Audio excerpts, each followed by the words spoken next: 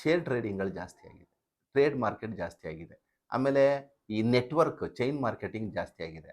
ಯಾವ್ಯಾವೋ ಕಂಪ್ನಿಗಳು ಬಂದ್ಬಿಟ್ಟಿದೆ.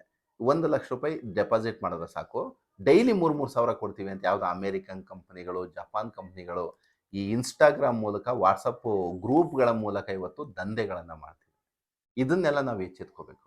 ಈ ಜನಗಳಿಗೆ ಏನು ಗೊತ್ತಾ, ಈಗ ಮೊನ್ನೆ ಒಬ್ಬ ಏನು ಮಾಡಿದ್ದಾನೆ, ಯಾವುದೋ ಒಂದು ಅಮೇರಿಕನ್ ಚೈನ್ ಲಿಂಕ್ ಅಂತ ಏನೋ ಒಂದು ಕಂಪ್ನಿ ಇದೆ, ಅದು ಬರೀ ಇನ್ಸ್ಟಾಗ್ರಾಮು ವಾಟ್ಸಪ್ಪಲ್ಲಿ ಇದೆ. ಈ ಲೇಡೀಸ್ಗಳೇ ಟಾರ್ಗೆಟ್ ಅವ್ರಿಗೆ. ಅವರು ಲೇಡೀಸ್ಗಳ ಹತ್ರ ಒಂದು ವಾಲೆ, ಉಂಗುರ, ಚೈನು, ಒಂದು 2 ಮಾಂಗಲ್ಯ ಚೈನ್ ಇರಂಗಿಲ್ಲ. ಮೇಡಮ್, ನೀವು ಚಿನ್ನಗಳನ್ನು ಹಾಕ್ಕೊಳ್ತೀರ, ಏನು ಉಪಯೋಗ?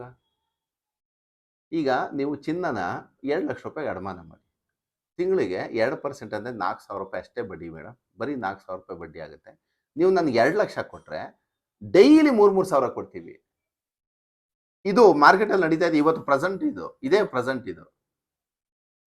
ಅವರು ಏನು ಅನ್ಕೋಬಿಡ್ತಾರೆ ಅಂದರೆ, ಈಗ ಮನೆಯಲ್ಲಿದ್ದೀನಿ, ಸುಮ್ಮನೆ ಒಡವೆ ಇದೆ, ಗಂಡಿಗೆ ಏನು ಹೇಳೋದು ಬೇಡ, ಅಡಮಾನ ಮಾಡ್ಬಿಟ್ಟು ಕೊಟ್ಬಿಡೋಣ, ಡೈಲಿ 3,000 ಅಂದರೆ 2 ತಿಂಗಳಿಗೆ ನನಗೆ ಬಂದ್ಬಿಡುತ್ತೆ 2 ಲಕ್ಷ, ನಾನು ಅದನ್ನು ಏನಾದ್ರು ಯುಟಿಲೈಸ್ ಮಾಡ್ಕೋಬೋದು ಅಂತ ಹೆಣ್ಣು ಮಕ್ಕಳನ್ನ ಎಷ್ಟು ಚೆನ್ನಾಗಿ ಅವರು ತಗೋತಾರೆ, ಮೈಂಡ್ ಸೆಟ್ನ ಬದಲಾಯಿಸ್ತಾರೆ ಅಂದರೆ ಕ್ಲೀನಾಗಿ ಎಂಕ್ರೋಚ್ ಮಾಡ್ಕೋತಾರೆ. ಪ್ರತಿಯೊಬ್ಬರದ್ದು ಸಹ ದಯಮಾಡಿ ಈ ವಿಡಿಯೋವನ್ನು ನೀವು ಅಪ್ಲೋಡ್ ಮಾಡಿ. ಹೆಣ್ಣು ಮಕ್ಕಳನ್ನ ಈ ಶ್ರೀಶಕ್ತಿ ಸಂಘಗಳು, ಅವ್ಯಾವೋ ಕಾವೇರಿ ಕಲ್ಪತರು, ಆಮೇಲೆ ಅದು ಯಾವುದೋ ಧರ್ಮಸ್ಥಳ ಸಂಘಗಳು, ಇದು ಜನಗಳಿಗೆ ಎಷ್ಟು ಮೋಸ ಮಾಡ್ತಾ ಇದೆ. ಅವರ ಹತ್ರ ಇರುವನ್ನ ಹಣವನ್ನು ಯಾವ ರೀತಿ ತಿಗಣೆ ಥರ ಎಳಿತಿದ್ದಾರೆ ರಕ್ತನ ಅಂದರೆ ಜನಗಳಿಗೆ ಗೊತ್ತಾಗಲ್ಲ, ಅದು ಸತ್ಯವಾಗ್ಲೂ ಗೊತ್ತಾಗಲ್ಲ. ಬಟ್ ಜನಗಳಿಗೆ ಏನು ಗೊತ್ತಾ, ಒಂದು ಸಲ ಒಂದು ಬಂಡಲ್ ಆಫ್ ಅಮೌಂಟ್ ಕೈಗೆ ಸಿಗುತ್ತಲ್ಲ ಅನ್ನೋದು ಒಂದೇ ಪ್ಲೇಸ್ ಪಾಯಿಂಟ್ ಅಷ್ಟೇ. ಅದೊಂದು ಬಿಟ್ಟರೆ ಇನ್ಯಾವುದೇ ಕಾರಣಕ್ಕೂ ಉಪಯೋಗ ಇಲ್ಲ. ಜನಗಳನ್ನು ಅರ್ದು ಕುಡಿತಿದ್ದಾರೆ ಹಂಗೆ ಫೈನಾನ್ಷಿಯರ್ಗಳು.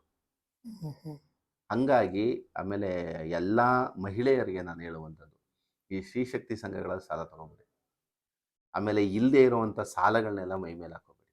ದಯಮಾಡಿ ನೆಮ್ಮದಿಯಾಗಿ ಜೀವನ ಮಾಡಬೇಕು ಅಂದರೆ ಸಾಲ ಮಾಡೋದು ಬಿಟ್ಬಿಡಿ. ಅದು ಸಾಲ ವೈಯಕ್ತಿಕವಾಗಿ ಸಾಲ ಆಗಿರ್ಬೋದು ಅಥವಾ ಬ್ಯಾಂಕಲ್ಲಿ ಆಗಿರ್ಬೋದು. ಈ ಸಾಲ ಮಾಡೋದು ಬಿಟ್ಟರೆ ಜನ ನೆಮ್ಮದಿಯಾಗಿರ್ತಾರೆ.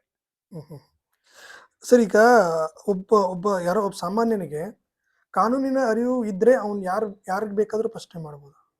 ಖಂಡಿತ. ಈಗ ನೋಡಿ, ನಮ್ಮಲ್ಲಿ ಭಾರತಕ್ಕೆ ಒಂದು ಸಂವಿಧಾನ, ಈಗ ಎಲ್ಲರೂ ಒಬ್ಬ ಪ್ರಜೆ ಅಷ್ಟೇನೆ. ನೋಡಿ, ಅರ್ಥ ಮಾಡ್ಕೊಳ್ಳಿ, ನಾವು ಭಾರತದಲ್ಲಿ ಏನು ಈಗ 135 ಕೋಟಿ ಜನಸಂಖ್ಯೆ ಇದೆ, ಪ್ರತಿಯೊಬ್ಬನು ಸಹ ಪ್ರಜೆ ಅಷ್ಟೇನೆ, ಪ್ರತಿಯೊಬ್ಬರೂ ಪ್ರಜೆನೇ. ಅಲ್ಲಿ ಕ್ವಾಲಿಫಿಕೇಶನ್ ಚೇಂಜ್ ಇರುತ್ತೆ, ಉದ್ಯೋಗಗಳು ಚೇಂಜ್ ಇರ್ಬೋದು. ಈಗ ಲಾಯರ್ಸ್ ಇರ್ತಾರೆ, ಡಾಕ್ಟರ್ ಇರ್ತಾರೆ, ಇಂಜಿನಿಯರ್ಸ್ ಇರ್ತಾರೆ, ಸಿ ಎಗಳಿರ್ತಾರೆ, ಬ್ಯಾಂಕರ್ಸ್ ಇರ್ತಾರೆ, ಕಾರ್ಮಿಕರು ಇರ್ತಾರೆ, ಈ ಎಲ್ಲ ಥರನಾದಂಥ ಪ್ರಜೆಗಳಿರ್ತಾರೆ. ಅಂದರೆ ಅವರ ಕ್ವಾಲಿಫಿಕೇಶನ್ ಬೇರೆ, ಅವರ ಉದ್ಯೋಗಗಳು ಬೇರೆ, ಅವರ ಸ್ಥಾನಮಾನಗಳ ಸಮಾಜದಲ್ಲಿ ಬೇರೆ ಇರ್ಬೋದು ಅಷ್ಟೇ. ಬಟ್ ಒಂದು ದೇಶದಲ್ಲಿ ಒಬ್ಬ ವ್ಯಕ್ತಿ ಇದ್ದಾನೆ ಅಂದರೆ ಅವನೊಬ್ಬ ಪ್ರಜೆ ಅಷ್ಟೆ. ಅವನೊಬ್ಬ ಪ್ರಜೆ ಅಂದ ಮೇಲೆ ಅವನಿಗೆ ಈ ದೇಶದಲ್ಲಿ ಆಗು ಹೋಗುವಂಥ ಎಲ್ಲ ಅನ್ಯಾಯಗಳ ವಿರುದ್ಧ, ಎಲ್ಲ ದೌರ್ಜನ್ಯಗಳ ವಿರುದ್ಧ ಹೋರಾಟ ಮಾಡುವಂಥ ಹಕ್ಕು ಪ್ರತಿಯೊಬ್ಬರಿಗೂ ಇದೆ. ಅದರಲ್ಲಿ ಏನಾಗತ್ತಂದ್ರೆ, ವಿಚಾರಗಳನ್ನು ತಿಳ್ಕೊಂಡಿರ್ತಾರೆ ಅಂತ ತಿಳ್ಕೊಳ್ಳಿ. ಈಗ ನನಗೆ ಕಾನೂನು ಗೊತ್ತಿದೆ. ಈಗ ಎಷ್ಟೋ ಜನ ನಾವು ಅಬ್ಸರ್ವ್ ಮಾಡ್ದಂಗೆ ಏನಾಗುತ್ತೆ, ನೀವು ಅಬ್ಸರ್ವ್ ಮಾಡಿ, ಈಗ ಪತ್ರಕರ್ತರು ಇರ್ತಾರೆ, ಯಾರೋ ಒಬ್ಬ ಸೀನಿಯರ್ ಮೋಸ್ಟ್ ಹೋರಾಟಗಾರ ಇರ್ತಾನೆ, ಲಾಯರ್ಗಿಂತ ಜಾಸ್ತಿ ವಿಚಾರ ತಿಳ್ಕೊಂಡಿರ್ತಾರೆ. ಅವರು ಸ್ಟೇಷನ್ಗೆ ಹೋದಡ್ಗೆ, ಯಾಕೆ ಸರ್ ಅರೆಸ್ಟ್ ಮಾಡಿದ್ದೀರಾ, ಇದನ್ನು ಪ್ರಶ್ನೆ ಮಾಡಿದಕ್ಕೆ ಏನಾಗುತ್ತೆ ಗೊತ್ತಾ, ಸ್ಟೇಷನಲ್ಲಿ ಆಟೋಮೆಟಿಕಲಿ ಬೇರೆ ಥರ ಹೋಗ್ತದೆ, ಬಿಹೇವಿಯರ್ ಬೇರೆ ಥರ ಆಗ್ತದೆ.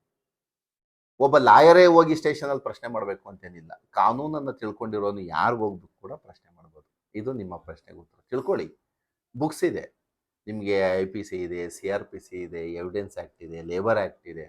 ನೀವು ವಿಚಾರ ತಿಳ್ಕೊಂಡಷ್ಟು ನೀವು ಬುದ್ಧಿವಂತರು, ನಿಮ್ಮನ್ನು ಯಾರು ಟಚ್ ಮಾಡೋಕ್ಕಾಗಲ್ಲ.